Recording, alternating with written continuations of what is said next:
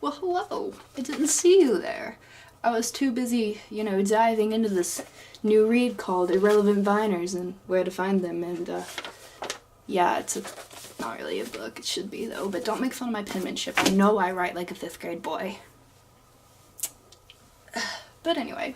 But no, really, do you ever just have this moment where you think of a Viner, like, from either 2013 in the very beginning or in the middle of when Vine peaked in, like, 2015 and think, huh, wonder what happened to them? Wonder where they are, how they're doing, how they living. And then you search the internet and you, like, just go into this deep dive of, are they still alive? What has happened to them? Are they okay? Like, you don't really care if they're okay. You just want to know what they're doing now since Vine has been dead. May it rest in peace. And you just go on this little hunt for them. And then you start to wonder, why are you spending your life this way? You're 21 years old and you don't have a boyfriend yet and you need to go outside. You haven't seen the sun in a couple of days. Well, it is winter and the sun isn't out that much. But then you think, have you petted your dog today? Have you loved your life? Oh, this is getting too oddly specific. Anyway, so I figured if anyone else has that moment where you wonder about what happens to a Viner, I've thought of some, and I did a deep dive, and what I found was both a majority of cringe, happiness, an unexpected teen pregnancy, and tears. A lot of tears. Anyway, let's get into it, shall we? Taylor Caniff. Cat sniff, catfish, cat piss, I don't know how you say his name. It's like Jacob Stegosaurus. I don't know how to say his name. But yeah, remember him? He was the lesser known hot guy from the group of useless boys with no talent called MagCon, except for Shawn Mendes. Shawn Mendes is amazing and was the only good thing we got out of that group. Fight me. These were his vines. This is just a sample of what his content was. Man, I fuck bitches and I eat cupcakes. Yeah, I don't get it either. No one knows that about me. But yeah, he was probably one of the only one. He was probably like, I think all of them in general were just, like, they got noticed because of their looks. And speaking of looks, I really don't think he is the same person. Or he's catfishing America or something. He has like a body double that looks sort of like him but isn't. For example, this picture is from when he went to a Lakers game. And as you can see, you know, that's him. Some part of his face, I guess, but this is him. And then this is another picture of him. And if you put the two of them together, like right over here, you can see they are obviously not the same person, or it looks nothing like him. So my theory is that Taylor Caniff is a two-face, meaning he looks good in one form of light, and in the other part of the light, he doesn't. Like when it's darker and you're sort of wandering around after your late night jog and you hear something growl in the bushes and it comes at you and it looks ugly, it's probably Taylor Caniff. But anyway, let's get into what he's doing now. He is a homophobic, transphobic, sexist piece of shit, according to a video Tana Mojo made about him and how he treated, I think her name's Corinna. But yeah, he referred to her as her maid a lot and da-da-da-da-da. It was just, you know, an asshole. And he is also, I think, the currently, like, all of his other, like, MagCon friends, like, he's the lesser followed, like, MagCon boy because, well, he didn't really get a movie deal or actually become an international sensation artist or have their own Netflix series. So yeah. And then number 2, Brittany Furlan? Furlandia? I don't know how you say her name. Furlan. Yeah, she was known for that one Vine where, like, she was, I think it was the dachshund, and it, like, it stuck its head in her mouth and something like that. She made really cringy Vines with a bunch of really cringy people. And, now, I mean, if you're wondering what she does, she makes Instagram comedy. Really poor Instagram comedy. And she steals ideas from people like Krish. You know Krish, who's famous for Kids, Patricia! Yeah. And so she stole basically one of the ideas from his video.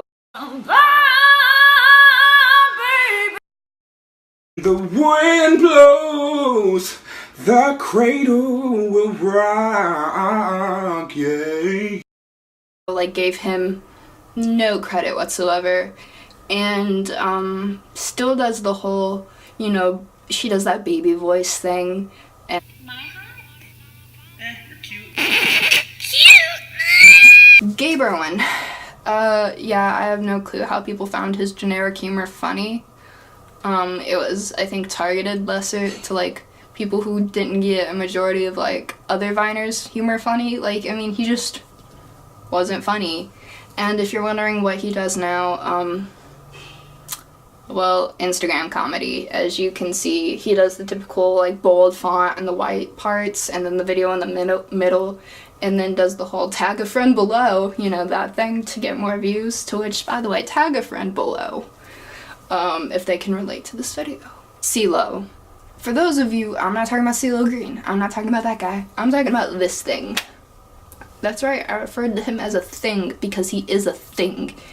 He looks really rapey, and if you're wondering what his content is like now, you're probably thinking, you know, what was his content on Vine? Like, you know, well, this was basically it. I have a new boss tonight. It was basically just a bunch of, like, sexual assault, harassment type of Vines.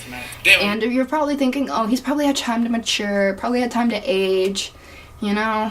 No. Insert video. I'll give you $200 if you drop the towel right now. Nope. No growth. No change. Not even a weight loss. But, yeah, his comedy is just comedy. It's aimed towards those stoner high school dropouts that wore Legalize It shirts with Bob Marley on it. Yeah, that's basically who I think his entire demographic is. And he also does the whole tag a friend below thing. It's just the cringe keeps coming. Tasia Alexis. If you don't remember this girl, she made a bunch of Vines, I think, with her dad and, like, some with her friends, and, like, she was one of those girls that everyone followed because she was pretty. And I mean, she is very pretty. But, she's actually doing pretty good. She's, you know, she's not doing anything bad or any Instagram comedy or anything. She's just, you know, living her life post-Vine like a normal person. And then Lele Pons. I know she's sorta-ish relevant. I don't know, most people find her funny. I just find her that one girl that tries too hard. Yeah. She's falling somewhere still. She's still making this type of content. Yeah, she's still making this type of content. Still. And then my last person, because, well, we all love this girl and she's very near and dear to everyone's hearts. Friggin' clear. I am not friggin' phase. Live with it, parents. It's not a freaking phase, parents. Deal with it. Yeah, Katie Ray, she got pregnant and then got her kid taken away from her because a video on YouTube circulated of her smoking a cigarette while pregnant. And then, oh, and by the way, what's his face? Shit, what was her boyfriend's name? One moment. Josiah. Got her, who did not get her pregnant. Shocker and a heartbreak, I know. Ended a complete awesome teen romance. A teen emo romance. Those last forever. Like RAR, capitalized D. But anyway, yeah, this was a very unentertaining. Hopefully this somehow informed you in some way of what people are doing now with their lives, and this is clearly what I do with mine. If there are any Viners I missed, or if you'd like to see me do this again, please comment down below. Thank you so much for watching this and finding me somewhat entertaining. Go ahead, like, subscribe, do the notifications, do whatever you feel. Please prove to my mother that I'm actually, you know, doing something. But anyway, I hope you have a Merry Christmas and get all the things, and I'll see you next time. Bye.